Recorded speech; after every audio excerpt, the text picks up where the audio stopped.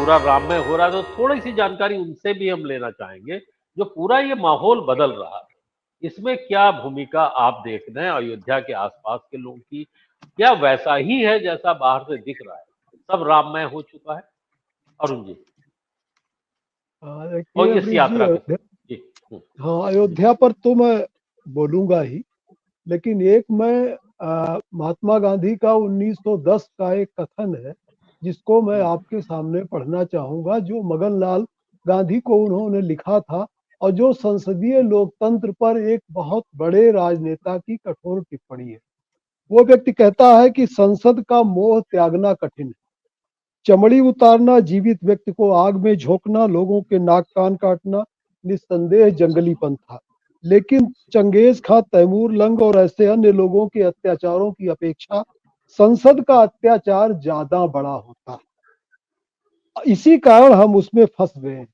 आधुनिक अत्याचार मोह जनित है, इस कारण वो अधिक खराबी करता है। एक व्यक्ति के अत्याचार के सामने टिका जा सकता है, परंतु जनता के नाम पर जनता पर किए गए अत्याचार का सामना करना बहुत कठिन है। ये बहुत गूढ़ बात है, जो आज जब संसदीय लोकतंत्र गंभीर संकट में है, तब हम एक बहुत बड़े दृष्टा किस्म के और 20वीं सदी के सबसे बड़े राजनेता की इस वक्तव्य पर ध्यान दें कि जनता के बहाने जनता पर किए जाने वाले अत्याचार में संसद का किस तरह से इस्तेमाल हो रहा है।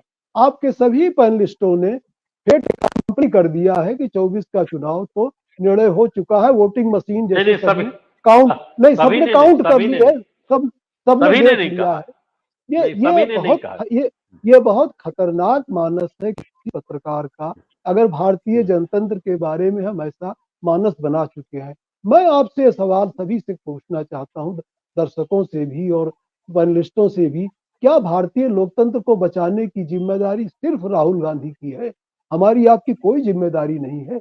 अगर भारतीय लोकतंत्र की सुपारी ली जा चुकी है, उसको खत्म किया जी जा रहा है, उसके चुनाव का जो है पूर्व निर्धारण हो जाता है, तो ये जिम्मेदारी सिर्फ हमारी है, सिर्फ हम ऑब्जर्वर हैं। तो निश्चित तौर पे यह एक गंभीर मसला है जिस पर इस गांधी के उक्त के आधार पर इस संसदीय जनतंत्र पर एक नए सिरे से विचार करने की जरूरत है। राहुल गांधी अगर एक वैकल्पिक आख्यान खड़ा कर रहे हैं और उस राज्य से जिसको कि भारतीय लोकतंत्र की का जो बृहद दायरा है उसकी परिधि से बाहर मान लिया गया है, जहां इतने दिनों से खून खराबा और जातीय हिंसा चल रही, प्रधानमंत्री जाना नहीं चाहता, वो व्यक्ति अगर वहां से यात्रा शुरू कर रहा है तो उसका एक विशेष अर्थ मैं लेना चाहता हूँ।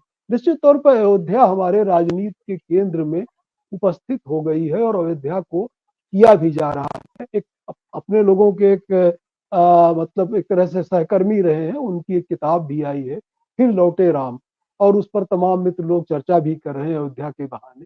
और वो एक काउंटर एक नैरेटिव खड़ा हो रहा है, वो एक मेगा नैरेटिव है, महाआख्यान है, जो कि पर मैं संजोग से अयोध्या से निरंतर गुजरता हूँ और अयोध्या के आसपास भी गुजरता हूँ, और ये बात ठीक है कि लोगों के मन में राम के बहाने, राम मंदिर के बहाने और अयोध्या से ज्यादा जिन ट्रेनों से आता हूँ तो वहाँ निरंतर लोगों की आमद रफ्त बनी हुई है। दिल्ली के लोग आ रहे हैं और बाहर के लोग आ रहे हैं, और मतलब जो है आप जहाँ आपके सामने बैठे हो तो आपका तुरंत पता, हुलिया, जन्म कुंडली, विचारधारा और क्या करते हैं क्या नहीं करते।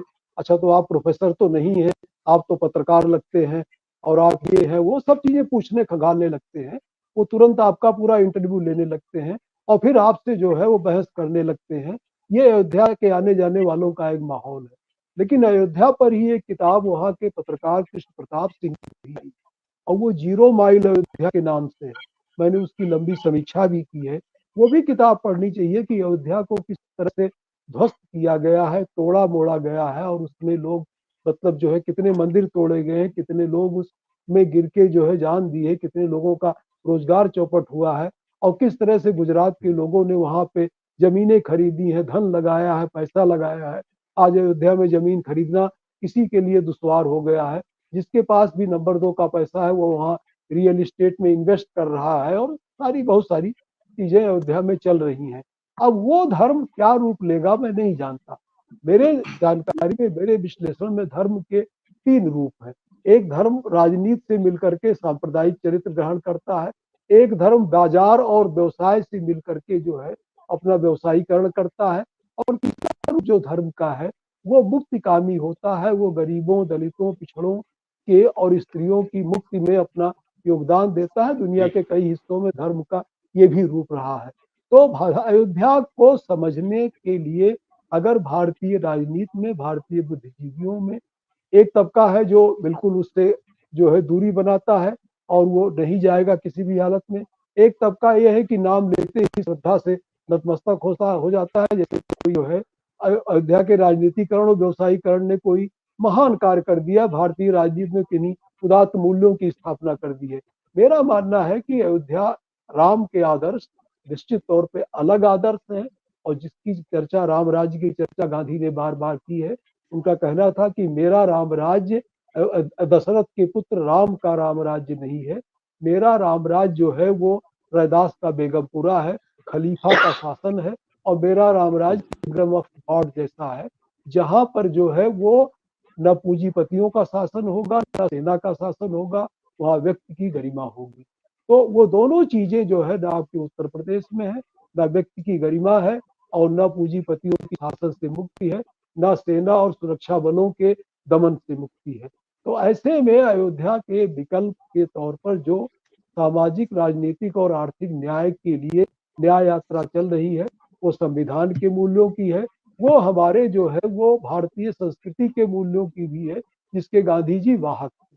तो मुझे लगता है कि भारतीय राजनीति को गांधी के आईने में फिर से झांकने की जरूरत है, और तमाम जो राजनीतिक दल हैं जो धर्म से अनावश्यक दूरी बनाते थे, उनको भी धर्म को समझना, उसकी व्याख्या करनी होगी, और जो लोग जो है धर्म का दुरुपयोग कर रहे हैं उनको भी आगाह करना होगा, और जो लोग धार्मिक स्थलों का व्यवसायीकरण कर रहे हैं, वहाँ के शैक्षणिक संस्थानों को तोड़ के हवाई अड्डा बन रहा है, तो बहुत सारी चीजें हुई हैं, गरीबों की झोपड़ियां उजाड़ी गई हैं, तमाम मंदिर तोड़े गए हैं, उसका भी एक दिन कहीं ना कहीं कोई बातचीत, हिसाब किताब होगा। ठीक है, राममय है, जो चीजें हैं तमाम चीजें चलती हैं, जिसकी मतलब जो है वो जो है वो चांदनी चढ़ी हुई है, वो चढ़ेगी बिल्कुल तौर पर। लेकिन भारतीय जनता के की चेतना को अगर कभी कोई लगेगा, अगर वो सचेत होगी, तो ये आख्यान भी पलटेगा। राहुल गांधी का प्रयास उसी दिशा में जो है एक कदम है, जी। वो कितना फलदायी होगा ये मैं नहीं कह